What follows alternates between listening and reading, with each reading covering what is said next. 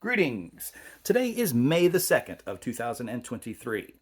And in the continuing story of a collector that's gone to the dogs, let's talk for a moment about the Japanese Tsukuda vinyl model kit of the Terror Dog. You heard me say dog one too many times, didn't you? So you came in here on this take. I saw you. I've talked about this briefly in previous videos, so I'd like to recap very, very quickly. This is number one. This is the first one I owned back in the 80s. Got this from my classmate Dave. He had bought it at the local comic book shop. He paid 30 bucks for it. He got the Terror Dog. I got the Stay Puft. And then Dave was selling off some of his toys and things, G.I. Joes, what have you, when he was trying to buy a drum kit. So one morning I got in his car at the parking lot at school, at the high school, and I said, I'll give you 30 bucks for your Terror Dog. And he goes, sold. So I got it for the same price he got it for. He had painted it though. He painted it with some acrylics, and there's a little bit of a remnant, some tinting to the plastic somewhat, but I scrubbed most of that off just, in the bathtub with a toothbrush. Got most of the acrylic paint that he had put on, like the eyes, the teeth, the tongue, maybe the claws too. Round about the time that I got my Mattel PKE meter, I decided it would be really cool to have a pair of these. So I started looking on eBay, and I got this one for about the cheapest price. Now this is number two. This one is in the best condition out of the ones that I own. And since he had put the Keymaster horns in his, I put the Zool horns, or the Gatekeeper horns, in mine. So yes, there is a difference. Vince Clortho Zool. The kit comes with both. Last year, sometime between going to Blood Moon and actual Halloween, so about the 22nd of October, I did an unboxing video of new Ghostbusters acquisitions, and there was a third kit that I had bought for an unbelievably cheap price. The thing is, it had one of each horn. So it had one Zool horn, Zool, and it had one Keymaster horn, Keymaster, and never the twain shall meet. After I shot the unboxing video, then I also noticed it had been glued together in some places, and there was a lot of glue running off. Let me take the head off just for a second. I don't know if you can see the reflections of where the glue had glued the jaw in place. And I was able to pop the glue off of the feet, the lower jaw, and I don't think any of the legs or head were previously attached because I put them on to shoot this video right now. So that's number three.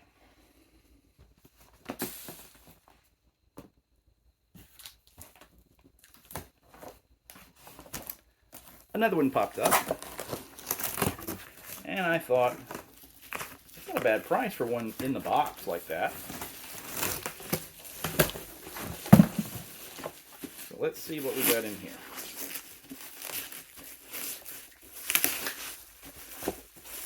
He gift wrapped it? I was wondering why it didn't look like the normal boxes. How bizarre. That's cracking me up right there. Alright, well, I generally don't stand on ceremony about unwrapping my Christmas presents. I didn't get this in December. I got it this month, or last month. So there we go. Ghostbusters Terror Dog. Wow. Probably, there's a little tear right there and a little bend right there. But otherwise, this is probably the box in the best condition out of the other two that I own. So I've got three boxes now. Come on, air pressure.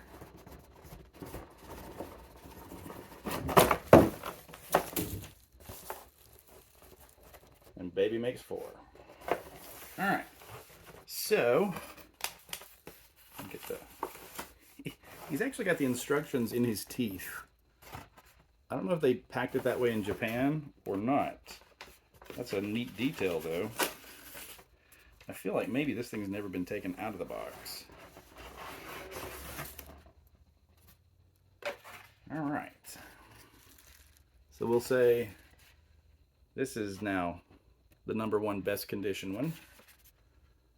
And you still got the little Tsukuda tag on the leg. And this one, maybe 2.5 times what I paid for the first one. So I'm amazed I got this one for the price that I did. I could look at my eBay, but I'm almost positive it was a buy it now.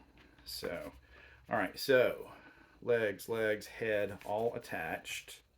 And in the little plastic bag here, we have 1, 2, 3, 4 feet, and 1, 2, 3, 4 horns. All right, so now the one in the best condition. The second one I got is second best condition, just because it's not in the box. The first one I got is now the third best condition. And mismatched horns over here is now the third one I got and the one in the fourth best condition. So let's see if I can get them all on camera simultaneously with just two hands. There we go. So now the temptation is obviously to take the two good ones and leave them alone. Take the painted one, swap out the horns on the glued one with, I guess, the horns of the painted one.